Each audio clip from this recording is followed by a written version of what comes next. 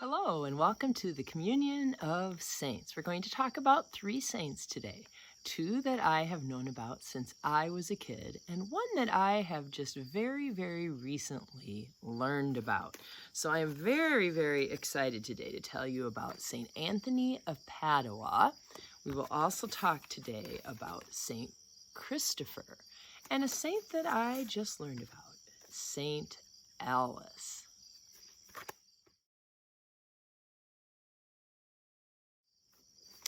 All of today's saints are saints that you might want to pray to for some common needs, things that we can all relate to. This is one of my very favorite saints, Saint Anthony of Padua, and I am excited to tell you some of my stories on how Saint Anthony has helped me to find lost items. If anybody's lost things, even people who aren't Catholic seem to be familiar with Saint Anthony.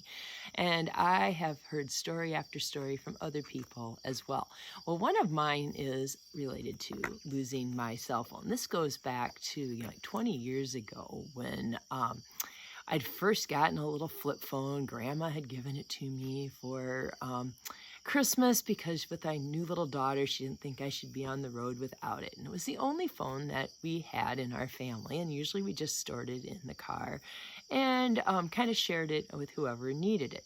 Well, I could not find this phone anywhere. And after a week of calling a restaurant I was at, calling a store I'd shopped in, hunting everywhere in the house, looking through the car, under the seats, between the seats, glove boxes, everywhere I possibly could, I finally decided that I was going to have to call TracFone and figure out how to get a replacement card and move my minutes and stuff over. So while I'm on the phone, I'm praying one more time to Saint Anthony to please help me find my phone. And I'm on hold and I'm on hold and I just keep praying the whole time for Saint Anthony. And then all of a sudden I went, oh, I know where my phone is. And I called for Russ and I said, Russ, go out and look in the pockets of your hunting clothes. I am not the one who had the phone. You took it hunting and I think you still have it. He went out, opened up the pocket, and there was the phone.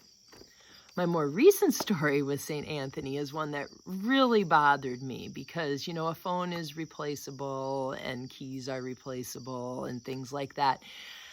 But I lost my wedding ring just a couple weeks ago. And I knew I had it on Friday. I looked at some photos that I was able to zoom in and see that I was wearing it. But on Saturday, I did not have it. I was pretty sure it had to be in my house, but I'd hunted everywhere. I cleaned every drawer in the closet. I crawled around on the floor. I was afraid to vacuum. I contacted the only place I had been on Friday to let them know. And, you know, a wedding ring has lots of sentimental value and not quite so easy to replace. And I was about ready to give up on that and call my insurance company. And I went up to do some rowing on our exercise machine. And for some silly reason, I sat there when I got done and I tried to post one of these Communion of Saints videos while sitting on the rower with my feet up on the little leg press things. And I got done doing that, and I'm like, why did I sit here doing this like that? This was kind of hard on my back, and I put both my feet down on the ground, and right in front of my left toe was my wedding ring. I tell you, that St. Anthony, he hears me all the time because I really didn't know where else to possibly look. I figured, oh, someday it might show up, but there it was. So there's a traditional prayer you can pray to St. Anthony. It says, "O blessed St. Anthony, the grace of God has made you a powerful advocate in all our needs, and you are the patron of restoring lost and stolen things. I turn to you today with a childlike love and deep confidence.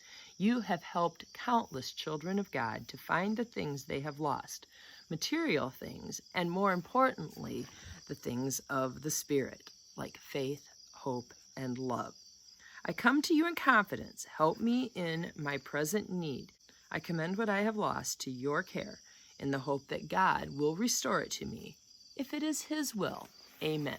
It's always if it's God's will. Not always everything is going to come back to us, but many, many times St. Anthony does answer prayers.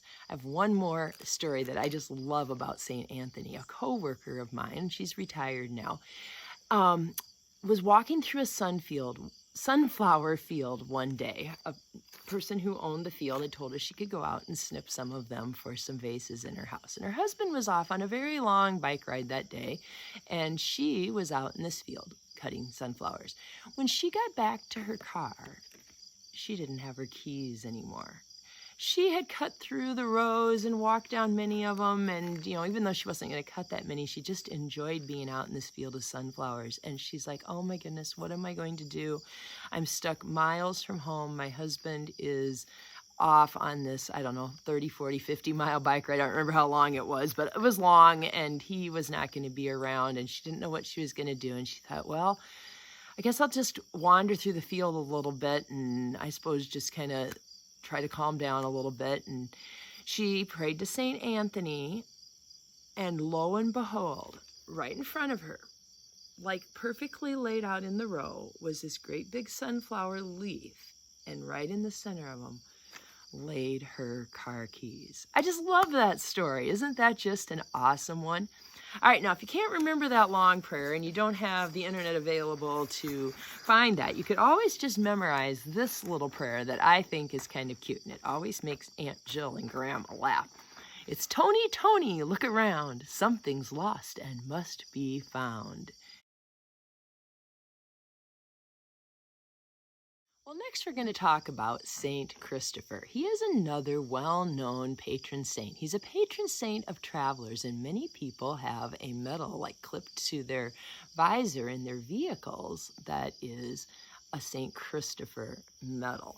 So I thought I'd tell you a little bit of how he is associated with travelers by reading a little bit from this book of saints. It is said that Christopher was a very big man. He was almost a giant, in fact. He also had a big heart, and he told his friends and family that he wanted to use his strength to help the most powerful person in the world. Who do you think that was? A king, perhaps? Christopher thought so. So he traveled to the court of a powerful king and offered his services. The king gratefully accepted, for he had a lot of work that Christopher could do. Christopher helped guard the king. He frightened off enemies. He lifted the king onto his huge, massive horse. Christopher was happy because he thought he was serving the most powerful person in the world.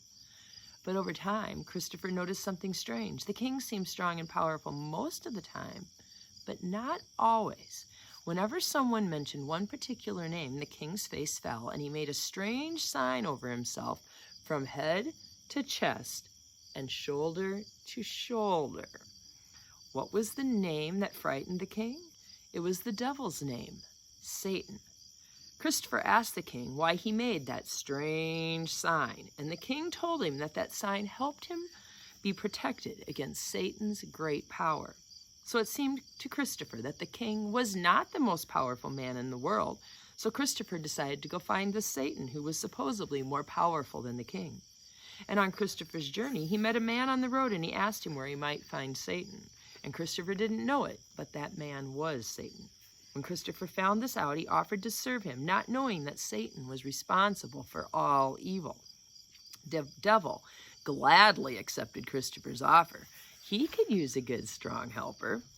The two started off down the road, but the devil saw something in the distance, and he began to shake in fear. And as they drew closer to the spot, Christopher could tell that the devil was growing more and more afraid.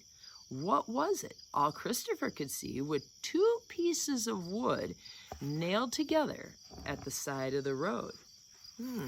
Those two pieces might look like a cross. They reached the spot, and the devil couldn't stand it any longer. He turned around, and he ran as fast as he could in the opposite direction. Now, Christopher was close enough that he could see the carved figure on the wood. It was a man. His feet and hands were nailed to the cross. Christopher stopped to think. The king had been less powerful than Satan, but Satan was less powerful than the man on the cross. But who was this man? In the next village, Christopher got his answer. The man on the cross was Jesus Christ, the Son of God. How can I serve him? Christopher wanted to know. No one could answer him, but they told him to go find an old man, a hermit, who lived in a cave outside the village. Christopher found him and said, "I want to serve the most powerful person in the world. I understand that Jesus is that person. How can I serve him?" The hermit told him that he must fast and pray to find Jesus. Christopher answered that he couldn't really do either. If he fasted, he would grow too weak to do his work, and he didn't know how to pray. "Well then," the hermit said, "there is a river at the bottom of the mountain that is very difficult to cross. You are big and strong. Why don't you go there and help travelers cross the river?" And that's what Christopher did. Every day and every night, he let the weary and frightened travelers climb onto his strong back, and he carried them across the river. When he put them down on the other side of the river, they could continue on to their warm homes. One night, a child appeared. He was just a tiny boy traveling all alone. It was raining and the river was very rough, and of course the child needed help. Christopher was ready. He put the tiny boy on his back and started across the river. The rain came down. The cold river washed around Christopher's legs. It shouldn't have been hard to carry this boy across the river because he was very small. But as Christopher made his way through the cold rain, he noticed that the boy was getting heavier. With every step, Christopher had to work harder because he was getting so terribly weighted down. He was afraid he might not even make it and that the little boy might drown. But by the time he got to the other side, Christopher could barely walk. He set down the boy and brushed water from his eyes. "How are you so heavy?" he asked. "I felt as if I was carrying the weight of the world on my shoulders." The little boy looked at Christopher and said, "You were, and the one who made it." Christopher had found Christ at last. And how had he found him?